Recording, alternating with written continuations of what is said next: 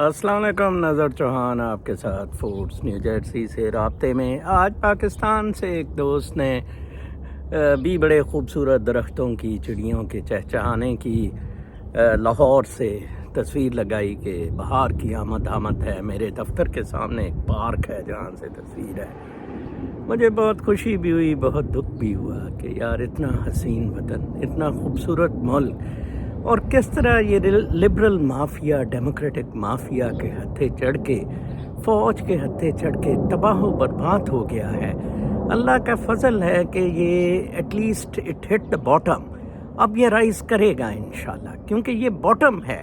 ایک گٹر کہنے والا شخص، قاضی فائز عیسیٰ، جس نے پاکستان کو گٹر کہا اور جس کا ججوں نے باہمی you scratch my back I scratch your back کی بنیادوں پر بغیر سنے کیس ختم کر دیا، اور وہ چل رہا تھا پینڈنگ، آرمی کا ڈنڈا چل رہا تھا، اور آج شہباز شریف نے واپس لیا ہے، کیونکہ جب قاضی فائز عیسیٰ کو پتہ لگا منصور علی شاہ کو چیف جسٹس ایمرجنسی لگا کے بنایا جا رہا ہے تاکہ اعجاز الاحسن بھی فارغ ہو جائے۔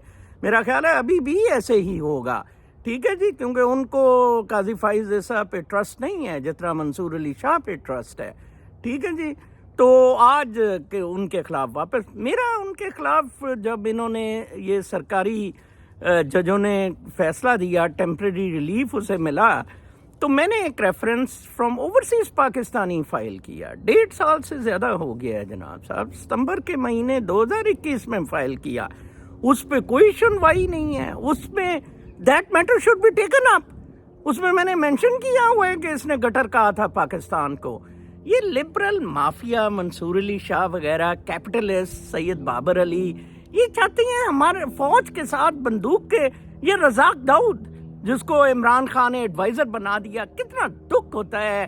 آج وہ کہاں ہے عمران خان کے ساتھ؟ کیسر بنگالی کو سنا جائے، کاش وہ ایڈوائزر بنتا عمران خان کا۔ اس نے کہا بغاوت کے علاوہ اب کوئی حل آپ کے پاس نہیں ہے۔ یہ فوج کی بہت بڑی بھول ہے کہ یہ ایمرجنسی لگا کے، آپ دیکھ لینا یہ جو عمر عطا بندیال ہے، چاہے 2-3 جج تو رہیں گے ہی، منیب اختر اور یہ کل مندوخیل بھی شاید چلا جائے، 3 جج سے بھی اس نے فیصلہ دے دینا ہے کہ جی الیکشن ہوں گے، اور وہ تاریخ میں اپنا نام لکھوا لیں گے، اور یہ بھائی صاحب پھر آ کے ٹیک اوور کریں گے ڈوگر کی طرح۔ لیکن یہ ایمرجنسی بالکل نہیں چلے گی جس طرح مشرف کی ایمرجنسی ذلیل ہوئی، فوج کے بیچ میں ہی جس طرح کیانی نے کو کیا، اسی طرح کوئی بندہ فوج کے بیچ میں سے کو کرے گا۔ اللیگلی اپوائنٹڈ عاصم منیر، آپ اندازہ لگائیں، اتنی بدماشی، انتہا ہے اتنی اس بدماشی کی۔ نیتن یاہو کو دیکھیں، نیتن یاہو کو تباہ و برباد کر کے امریکہ نے رکھ دیا۔ امریکہ نے کہا جی آپ سپریم کورٹ سے پنگے بازی کسی قسم کی نہیں کر سکتے، انہوں نے سپریم کورٹ پہ حملہ بھی کیا تھا، ٹھیک ہے جی۔